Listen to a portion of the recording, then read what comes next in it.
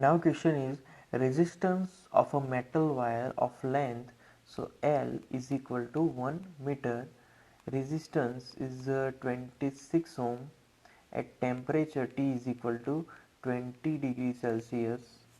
If the diameter of a wire, so diameter D is equal to it is 0.3 mm. What will be the resistivity of the metal at that temperature? So resistivity, we have one resistance formula which is the Rhola, rho L by A, Rhola, right?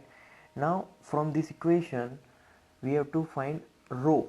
So rho subject, so rho is equal to Ra upon L, right?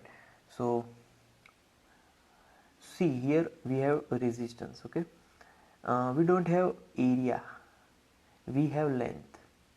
So first we need to find area. To find the area, see wire is one cylindrical shape, so area of cylindrical shape is pi r square, but here again we don't have resistance, so I have to write pi d square by 4. We have diameter, so is equal to 3.14 into 0.3 into 10 raised to minus 3 square upon 4. That is our area, right? So see students, we have now all the values, r value, put it in this equation. This is our main equation, right? So put it in that equation. Then now by putting these values into area and length, we have 1 meter.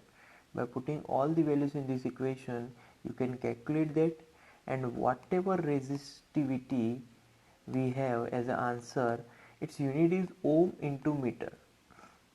Now whatever will be the value, you have to compare it with in this table from the textbook, so you will get the answer what is the material of the wire, right? You can predict it. You may have not complete 100% answer, but it may be near to that material of the wire, so you have to compare it, and the less difference of that value, that is our answer.